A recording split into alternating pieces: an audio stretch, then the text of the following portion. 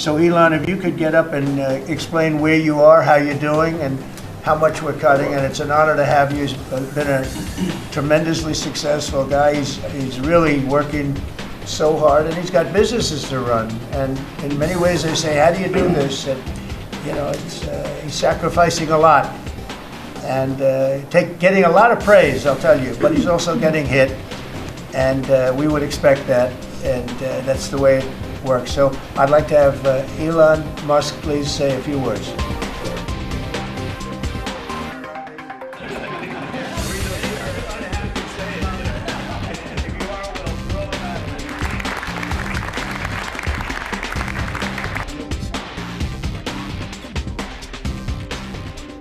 Thank you, Mr. President. I actually just call myself a humble tech support here because this is actually, as crazy as it sounds, that is almost a literal description of the work that the DOGE team is doing, is helping fix the government computer systems. Many of these systems are extremely old. They don't communicate. There are a lot of mistakes in the systems. It's ironic, but it's true. The overall goal here with the DOGE team is to help address the enormous deficit. We simply cannot sustain as a country $2 trillion deficits. If this continues, the country will become de facto bankrupt. That's the reason I'm here. And taking a lot of flack, and getting a lot of death threats, by the way. I'm gonna stack them up, you know. But if we don't do this, America will go bankrupt. We do need to move quickly if we're to achieve a $1 trillion deficit reduction in financial year 2026. It requires saving $4 billion per day, every day, from now through the end of September. But we can do it, and we will do it. Thank you. This is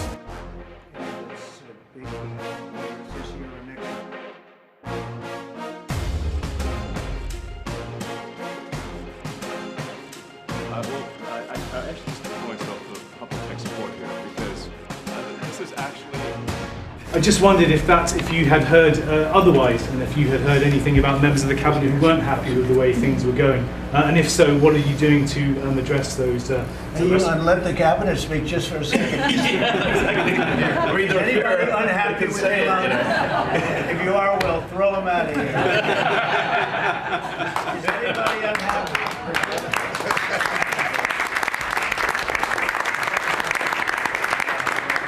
We have a lot of respect for Elon and that he's doing this, and some disagree a little bit, but I will tell you, for the most part, I think everyone's not only happy, they're thrilled. They have a lot of respect for Elon.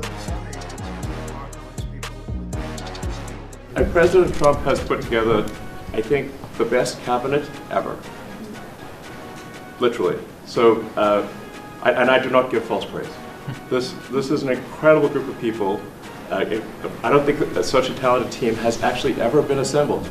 I think it's literally the best cabinet that the country has ever had, and I think the company should be incredibly appreciative of the people in this room.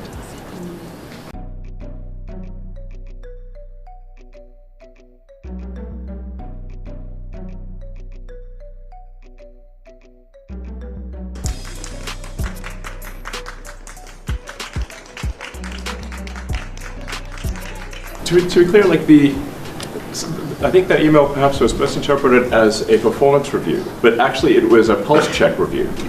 Do you have a pulse? Do you have a pulse and 2 neurons?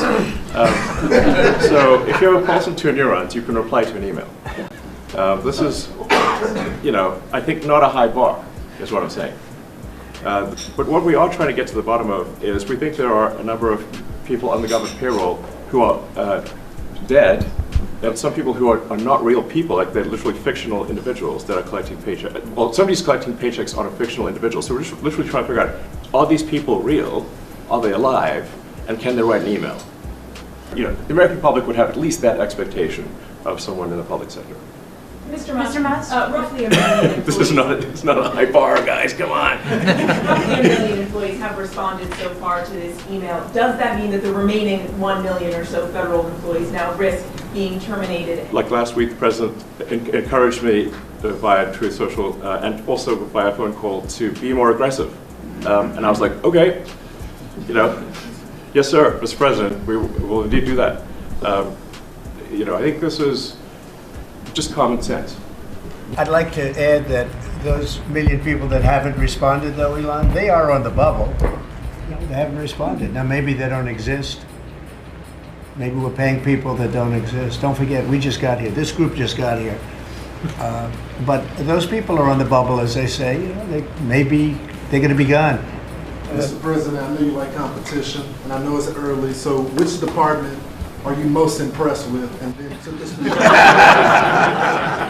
That's the person. Which department have you received the most resistance from? Well, I think both of those questions are a little bit, well, you're a pretty controversial guy. Look, it's very early. Right now, I think I'm impressed with everybody. So far, everybody. If I wasn't in the first month, and some of them just got here, they just got approved 2 days ago, right?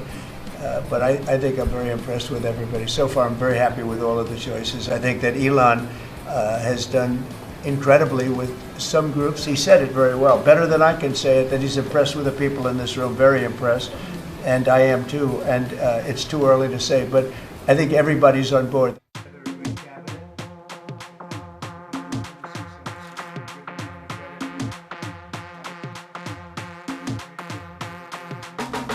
The previous administration put us in a very...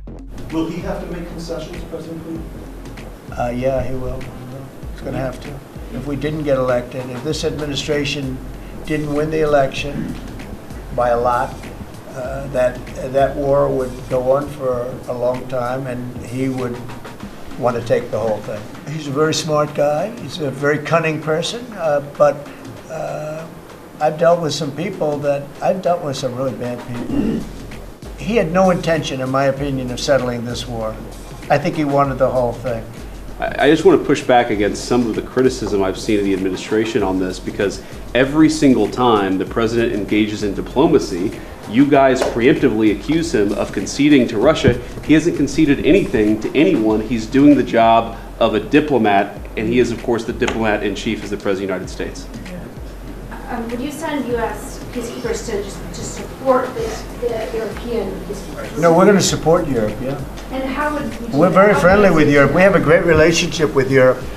But how will the United States do that? Would there be... Well, how? I mean, you're asking me a question. What are we doing in the field? Let's worry. I hope we have that problem where we can worry about peacekeeping. We got to get there first. But I hope we have the problem of worrying about peacekeeping. That'll be the easiest problem, I think, JD, that we've ever had. That would be part of the deal, what would you be willing to do to support this European peacekeeping effort? Would there be... Again, you're asking me the same question. How many times do you have to answer? You're talking about after we make peace. Let me make peace first.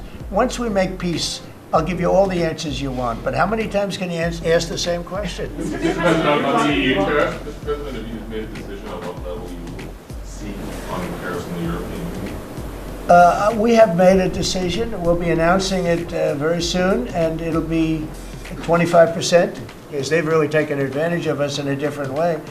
European Union's been... It was formed in order to screw the United States. I mean, look, let's be honest. And they've done a good job of it, but now I'm president. What will happen if these countries where the EU retaliate?